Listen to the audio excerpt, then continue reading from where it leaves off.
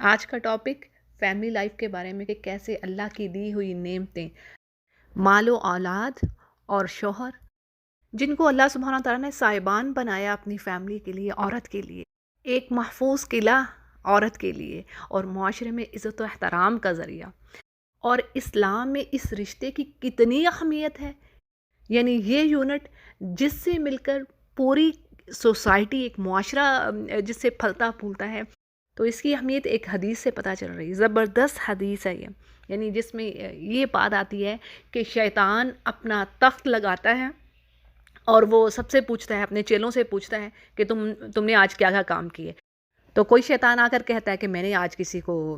قتل کروایا، کسی کو میں نے کسی سے چوری کروائی، کسی سے ڈاکہ ڈلوایا، اور ہر بار شیطان اپنے چیلوں کو یہی کہتا ہے کہ تو نے کچھ نہیں کیا، تو نے کچھ نہیں کیا۔ آخر میں کرتے کرتے ایک شیطان آتا ہے اور وہ کہتا ہے کہ میں نے آج میاں بیوی میں جدائی ڈال دی، ان کو یعنی سپریٹ کر دیا۔ تو اس پر شیطان کھڑا ہو کر اس اپنے چیلے کو گلے لگا لیتا ہے اور کہتا ہے یہ ہے اصل کام جو تو نے کیا، یعنی یہ باقی کام سب چھوٹے ہیں بنسبت اس کام کے جو کہ ہلکا لگتا ہے۔ ڈاکہ، قتل، زنا، یہ سب کام بڑے لگ رہے ہیں، لیکن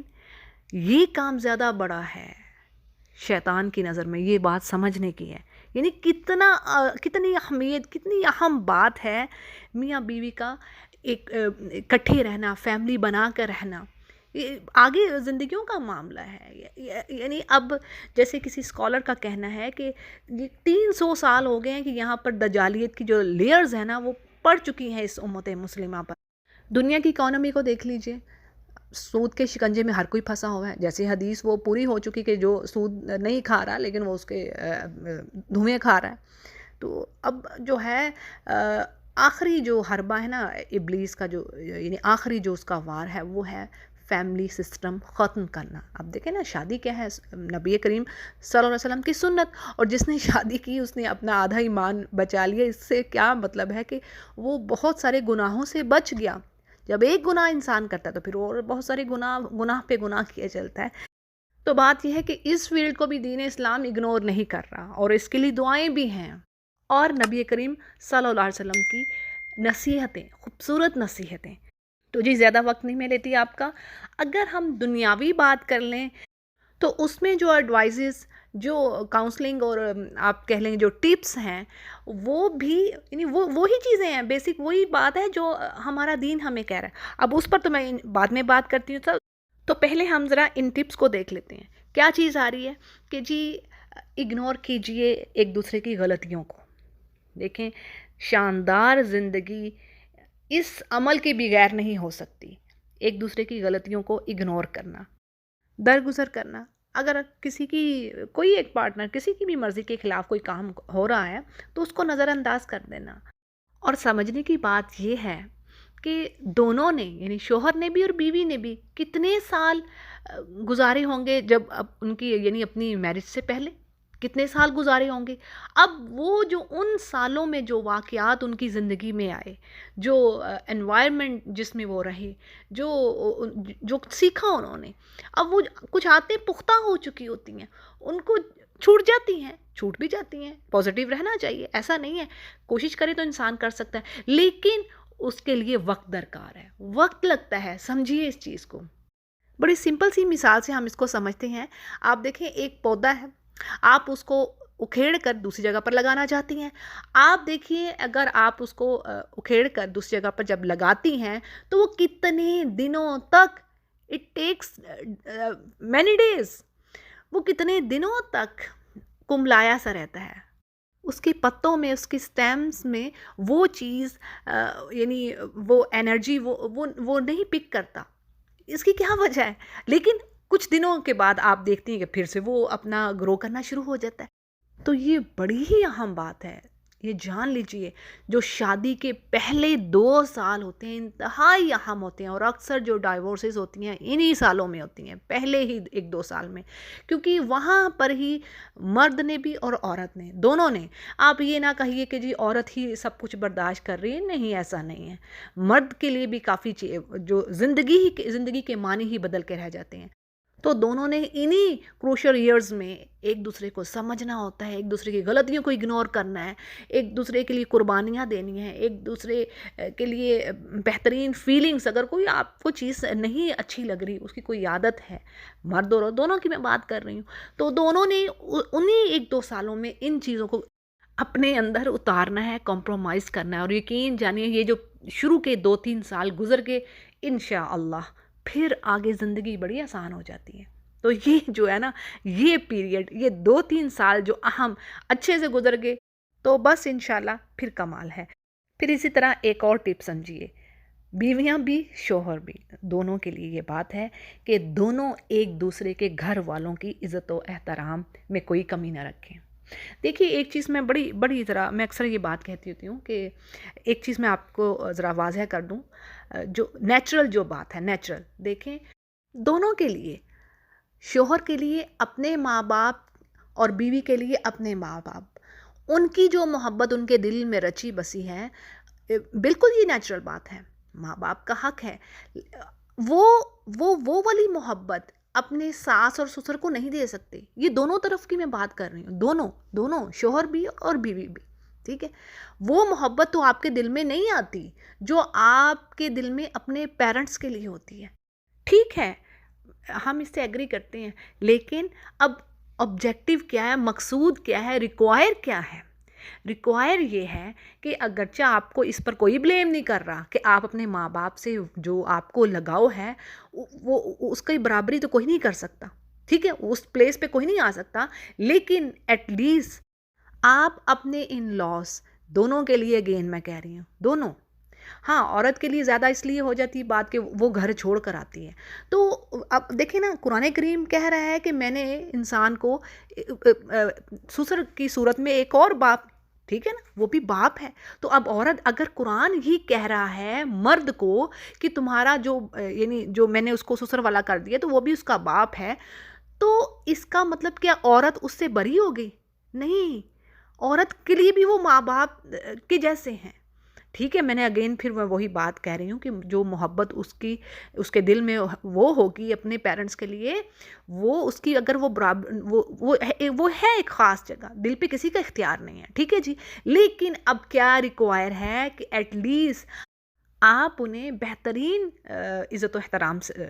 کے ساتھ ایک زبردست پلیس پر رکھیں، ٹھیک ہے، یعنی بہترین اخلاقی رویہ آپ کا ہونا چاہیے ان کے ساتھ، بہترین، اور اخلاق پہ تو ویسے ہی کہہ دیا گیا نا کہ اخلاق کی تو وہ زبردست، یقین جانیے وہ ریوارڈز ہیں، وہ جو کہ بہت زیادہ نمازیں پڑھنے، یعنی ایک عبادت گزار کو وہ چیزیں حاصل نہیں ہیں جس کا اخلاق بہترین ہے۔ تو بات میری یہ کہنے کی ہے کہ گرچہ آپ وہ مقام نہیں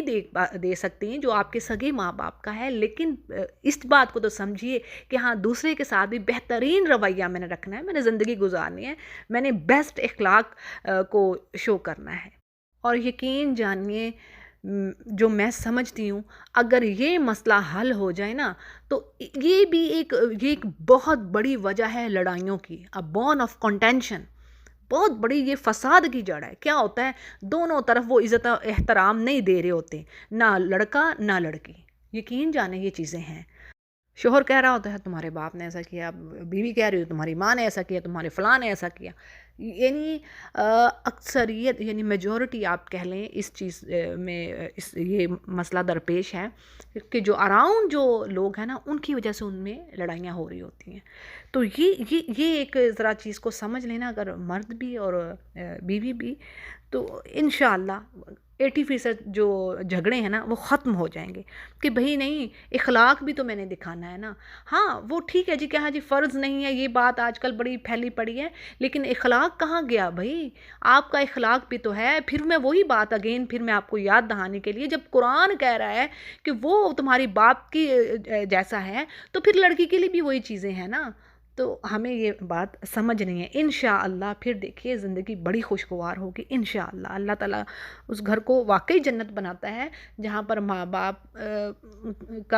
کی خواہشات کا احترام کیا جاتا ہے۔ ہاں کہیں پہ زیادتی بھی ہوتی ہے، ماں باپ زیادتی بھی کر رہے ہوتے ہیں، ایسی بات بھی نہیں ہے، تو شریعت نے اس کا بھی حل دیا ہوا ہے، ایسا مطلب ایسا نہیں ہے کہ اب وہ زیادتیاں ہی برداشت کرتی جائیں، نہیں، عورت کے لیے اس کا علیحدہ گھر، یا کم از کم اس کا علیحدہ کھانا پینا، یہ سب جو افورڈ نہیں کر پا رہا، جو افورڈ کر سکتا ہے وہ اس کو علیحدہ گھر میں رکھے، اس کو ہر چیز پرووائڈ کرے، یہ اس کا حق ہے، یہ عورت کا حق ہے۔ اچھا جی، کوئکلی اب ایک اور پوائنٹ کہ شوہر کے لیے بن سور کر رہی ہے،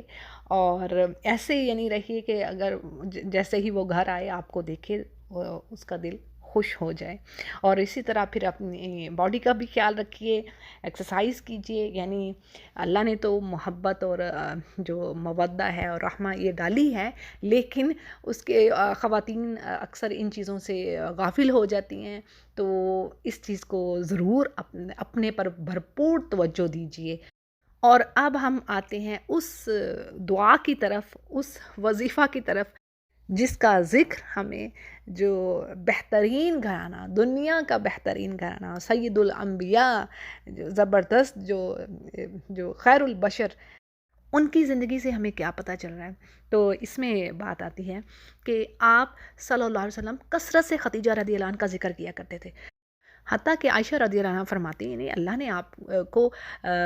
کتنی ہی بیویاں عطا کی تھیں، میمونہ رضی اللہ عنہ، ام سلمہ رضی اللہ عنہ، حفصہ رضی اللہ عنہ، و زینب اور صفیہ،